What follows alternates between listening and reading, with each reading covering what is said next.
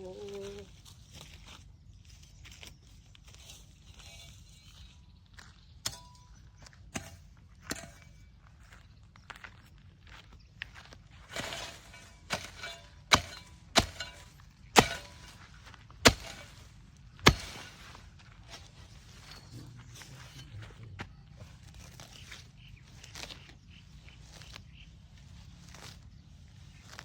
รจะโต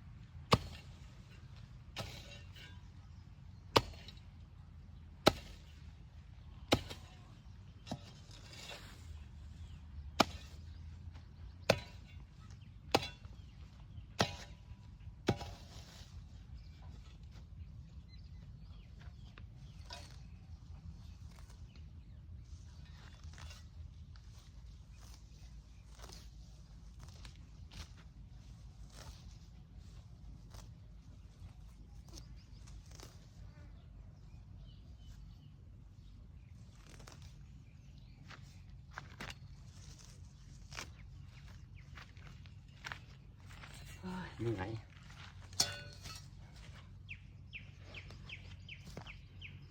สบายดีจ้ะพี่น้องสำนึกกันหมด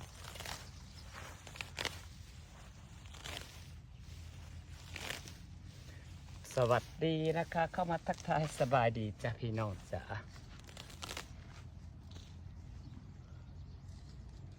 ของเราในหมักเตียงต้นน้อยๆก็เป็นหมัก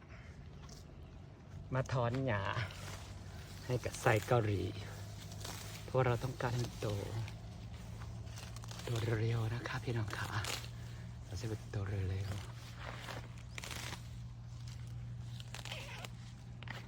โตเร็วๆบ้านเวิร์นคูนเมืองไซปุทองแคกสวัสดิ์เขตนะครับพี่น้องขาส่วนนี้ก็จะเป็นบ้านพันรานะคะบ้านโนนสีไว้แต่งเองแต่ก่อนมันเคยมีประวัติอยู่นี่เป็นไอ้นนเขาเอิ้นนนสไลเคยมีประวัติเนาะสิมีแบบว่าถ้าพระขี่รถกายมาก็สิเห็นไอ้อยู่ในต้นพอกต้นนี้แหละที่เฮาไปเอาลงนี่แต่สำหรับนางแล้วก็นางก็ชิวๆแล้วว่านางแบบนางเป็นคนบ่ย่านอันนี้นางบ่ค่อยคิดเรื่องนี้ปานใดพี่เนาะเฉยๆอยู่แล้วมีความสุขสบายใจก็อยู่ไปค่ะไม่แคร์พระเจ้าจะว่าก็เก่งแท้มาอยู่ในบ่อนมันเคยมีประวัติเขาบอกจ้ะงามเอาไปนอนกระแพงต้นไม้ฉันก็จะเป็นเหมือนคืนที่คอยสาดมันกำลังจะใหญ่ผ่านไปอีก1 เดือนใหญ่แน่นอนป้าคอยว่าอีก1 เดือนสิบ่แพ้คันฝนตกห่ำนี่อีก1 เดือนนี่เพียงปลายเสาแน่นอนเพียงปลายเสาแน่นอนคอยว่า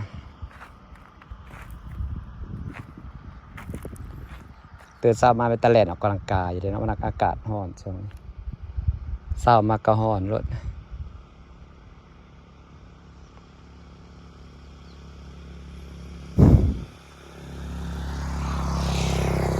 กว่าจะรดต้นไม้เสร็จก็ไม่ใช่ง่ายๆเด้อพี่น้องเอ้ยผู้ค่อยหมักเด้สิอย่ารถขึ้นมาหมักเถอะถ้ามันได้สั่นตัวข้างในน่ะไปพี่น้องนี่ครับไปบ่งามบ่งามแท้งามว่า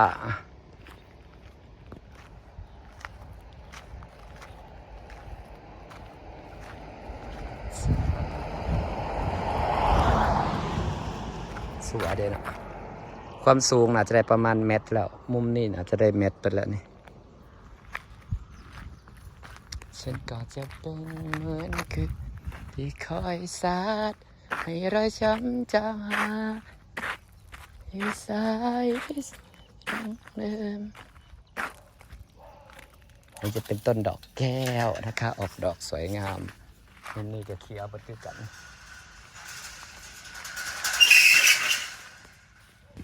ถ้าเบิ่งข้างในมันสีสูงกว่าข้างนอกไป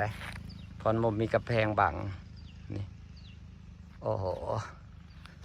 ส่วนดอกแก้วก็ออกดอกตลอดนะคะมุมนี้ก็สวยรอแต่ฝนตกค่อยๆทีเถิดแห้งแต่ทั้งบ้านอัมบาลาบางเนี่ยก็ตกเมื่อก่อนดินหนากับบ่เปียกพวกฝนข่อยแห่งปลูกคลองลายกาบ่มาตกให้ข่อยเนี่ยโพดโพรรายเจ้าก็ได้ต้นมะพร้าวโอ้ยอยากให้ฝนตกลงมาเร็วๆจังแต่มันไปตกทางอื่นนะฝนเนาะมาตกให้ค่อยแน่ขับมาทักทายได้พี่น้องจ้าต้นนี้กระเตี้ยได้บางหูแต่ละรุ่นตอนหนาฝนมันสิบวมบ้างฉันก็จะเป็นเหมือนคือที่คอยสาดให้รอยช้ำจางหายให้สายที่สุดเหมือนนั่งเดิมแค่ปล่อยให้ฉันหิวใจก็เชื่อได้ไหม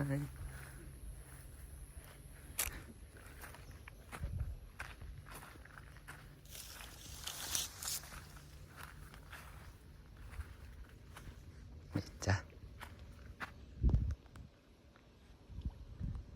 บรรยากาศนะคะพี่น้องค่ะแค่นี้แหละค่ะผมมีอย่างมากมายจ้ะพี่น้องจ้ะ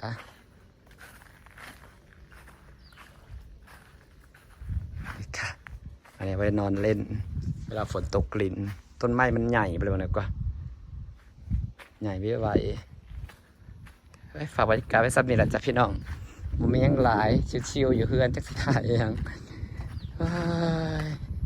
ขอบคุณทุกคนที่ยังติดตามนะคะ